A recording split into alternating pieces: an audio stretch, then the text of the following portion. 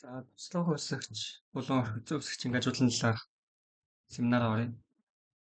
За, өгөл маань болохоор бэлэн веб дээр ажилладаг веб use browser гэдэг юм өгөл байгаа. Энэ командыг ажиллуулсан шууд өгдлөөс дагаад. Энэ өгөл нь болохоор эмэгтэй хүмүүсийн талаарх мэдээлэл авахгүй. Аа 1970-ад оны үеийнх баха. 70-ад руу 80-ад оны эмэгтэй хүмүүсийн цалингийн мэдээлэл Америк уулсан. Ийм мэдээлэл байгаа. Тэгэхээр бүгдээр эмэгтэй хүмүүс гэсэн үг. Энэ өгдлөөс би юу чаа цалингийн логарифмыг тухайн хүний боловсрал болон экспертлагаас нь хамааруулж регресс бодж үнэлэгч гаргаж ирж байгаа. Тэнгүүт тэл өнөө боловсрал гэдэг зүйл чинь өөрөө цаанаа айгүй олон зүйлээс хамаардаг гэж үзсэн тийм үү. Тэр дундаас эцэг болон ихийнх нь боловсрал бас боловсрал нь хэмжих боломжтой байгаад энэ нас өгөгдлөөр хэмжиж оруулсан. Гэхдээ миний хүсэж байгаа регрессийн үнэлсэн дээр л байхгүй гэж бодож байгаа юм. Ерөөсөө оруулаагүй. Гэхдээ цаанаа бас үнэхээр боловсралтай хамаатай болохоор энэ өөрөө цаанаа архицсан үсчин гажуулаг үүсгэж ирэх эрсдэлтэй юм байна гэдэг таамаг энэ дөр үүсэж байгаа байхгүй. За тэгвэл эхлээд корреляцийн шинжилгээ бодож үзэж байгаа юм. Тэгээ хараад үзэнгүүт боловсрал гэдэг нь тухайн хүнийхээ эцэг эхийн мэдээлэлтэй сайлттай хамаатай байгаа байхгүй юу? Гэтэл бид нар өөр регрессив коэффициентээр оруулж ирэхгүй байгаа болохоор гажуудал үүсгэх эрсдэл буй магадaltaй болж таарж байгаа гэсэн үг. За тэрийг бодё гэх юм бол яадаг тэ эхлээд ихний алхам дээр тайлбарлагч үсгэж түүнээс хамаарч байгаа туслах үсгчүүдээр илэрхийлнэ. Тэгэхээр education-ыг motor болоо further education-аар илэрхийлнэ гэсэн. Дээр нэмээд бас нөгөө босоод үсгчүүд оруулж ирэх хэрэгтэй. Регрессийн тэгштэл орж иж байгаа. Яагаад гэвэл энэ зүйлүүдтэй бас тодорхой хэмжээний хамааралтай байх боломжтой болохоор бас оруулаад ирчүүлэл зүгээр байдаг. Тийм болохоор энийг үнэлээд тэнгуүтээ нөгөө нэг игэр малгайтайгаа олж байгаа юм тийм үү? Тэнгуүтээ зөв predict educate гэдэг командаар игэр малгайтайгаа олчихно. Игэр малгайтай болонгууд өгөл дээр маань ингээд educate гэдэг хүн хасч үүсэж байгаа гэсэн. За тэнгуүтээ тэрийгэ буцаагаад нөгөө бидний анх хүсэж исэн модель дээр ажиглуулаад үзсэн гэсэн. Одоо education байсан edu гэж бичгээс нь оронд ингээд малгайтай нь оруулаад ирчихлээ гэсэн. За тэнгуут эдгээр коэффициентад гарч иж байгаа. Тэгэхээр малгайтай боловсролын үед яах нь 5.6% нэмэгдэлтэй болж таарч байна тийм. За ямар тач юм бэ? Хүсвэл энгийн тооцоолоор хийх юм бол эдгээрийг хишгэлнэ. Зүгээр стата дээр энгийн шууд бэлэн команд ажиллуулах юм бол ийм команд гэдэг IV буюу instrument variable regress 2 шатамт хамгийн квадратын өнгөтэй загварын ингэ явчихсан. Цалинг за expert болон education-ыг хамгаална. Гэхдээ education өөрөө цаанаа энэ хоёроос хамааруулах шүү гэдэг ингээ заагаад өгчдөг гэсэн. Тэгэхээр regress дотор баг өөр нэг regress бичиж байгаа шүү дээ. Иймэрхүү маягаар гэсэн. Ингээд орлоод үзэнгүү коэффициентууд нэг адилхан гарах хэрэгтэй. За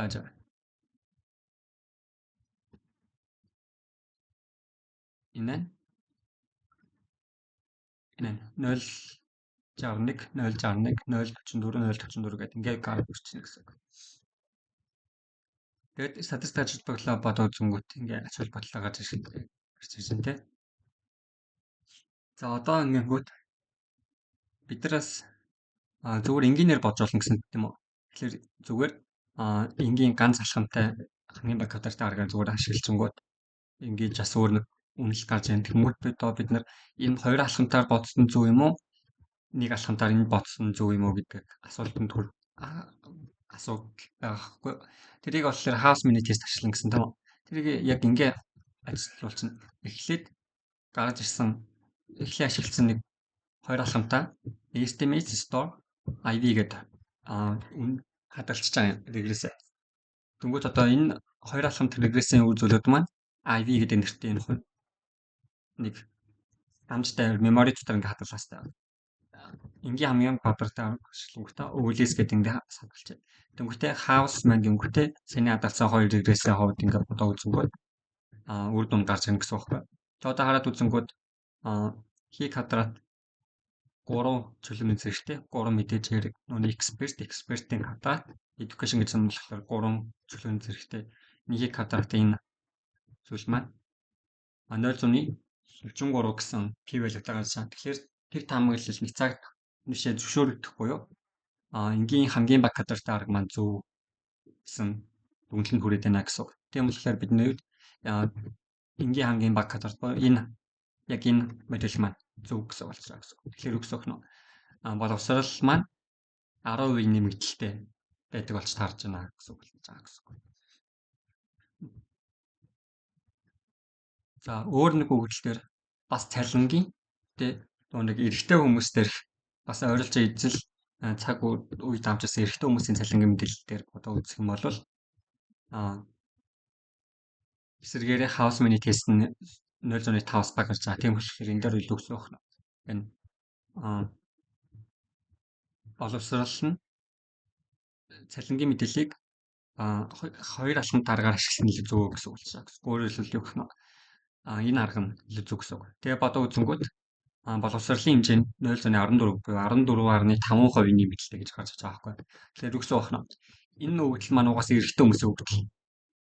Тэгэхээр эрэгтэй хүмүүсийн хувьд нэг жил илүү сурах нь 14.5% нэмэгдэлтэй байдаг гэсэн байна. Цаг үед. Эмэгтэй хүн болохоор зөвхөн 10% л нэмэгдэлтэй болж харж байгаа байхгүй. Тэгэхлэнгүүт одоо энэ чинь нэг эрэгтэй эмэгтэй хүмүүсийн цалингийн хувьд зөрүү ялгаанд бас энэ дээр ингэж харагдаж эхэлж байгаа байхгүй. Тэгээд энэ талаарх ерөнхийдөө судалгаанууд айгүй зөндөө байдаг.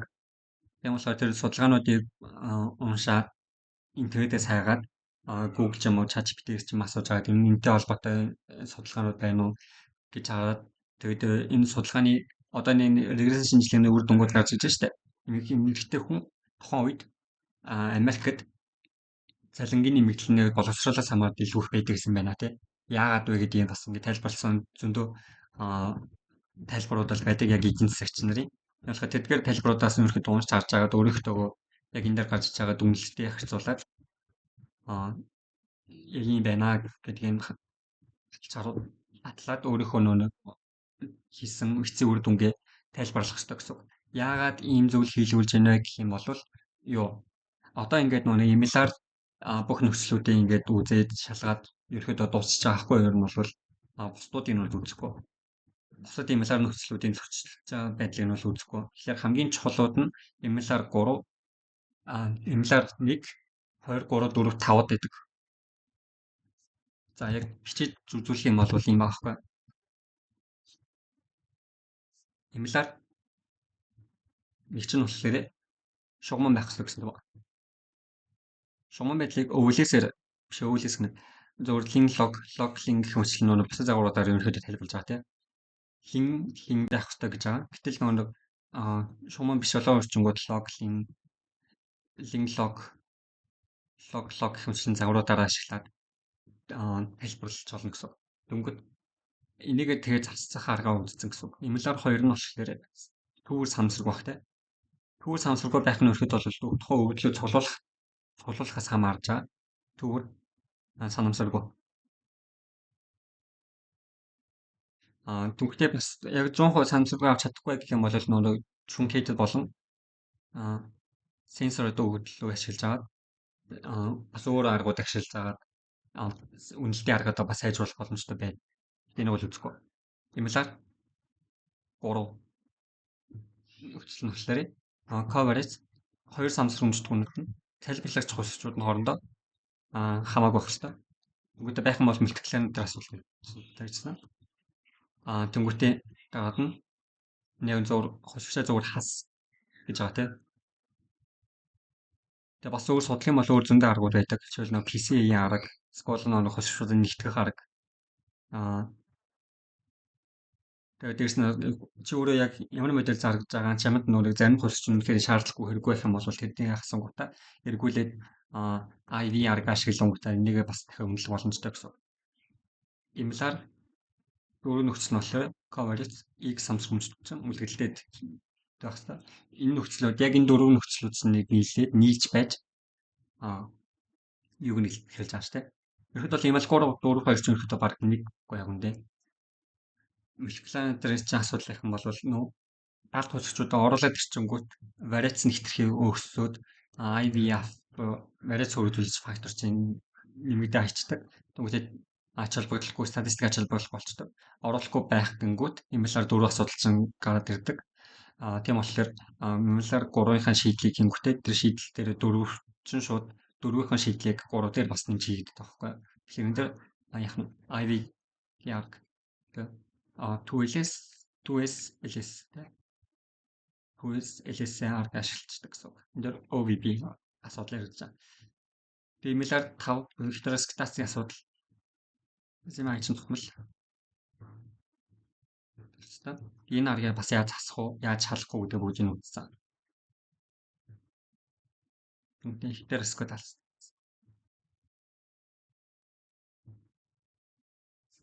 Тэгээд эмэлэр 5 болохоор эмэлэр 6 болохоор хүлээг санамсрын өмчтгөн чинь нормал хэрэгтэй байх хэрэгтэй. Гэж байна. Тэгээд энэ нөхцөл бэлэхгүй байх юм бол зөвхөн төврийн тоогоо нэмэх гэдэг асуудал байдаг. Төврийн тоо ихсэгэд эхлэнгүүт хязгаарын голтой ярмаар ерөөдөө бараг л асимптот нормал тархалтай болж хөгжиж байгаа. Тэгээд ийм нөхцлүүдэд бүгдийг үзсэн байгаа. Тэгэхээр одоо ингээд бүгдийн засаад хийх боломжтой болох юм болохоор одоо ингээд өөрөөхөд эдийн засгийн судалгаанууд ингээд хийх боломжтой болж эхэлж байгаа байхгүй. Тийм болохоор одоо ингээд өөрөөхөд бол чиний гаргасан үр дүнгээ чи өөрөө бүрэн тайлбар сураад гарч ирсэн тайлбар чинь өөрөөхөд өөр босод судалгаануудтай ер нь таарч нүггүй гэдгийг ингээд бас шалгаад үздэг. Тэрийг бүр тайлбарлах чадвартай болж эхэлж байгаа. Тийм болохоор энэ удаагийн хамгийн сүүлийн бид даалт тайлан дээр болохоор өөр нэг судалгааг тохирж нүггүй үед ингээ хараа шалгаад дүгнэлт бичээч гэж хэлээд байгаа энэ гэсэн үг. За ингээ болов. Баярлалаа.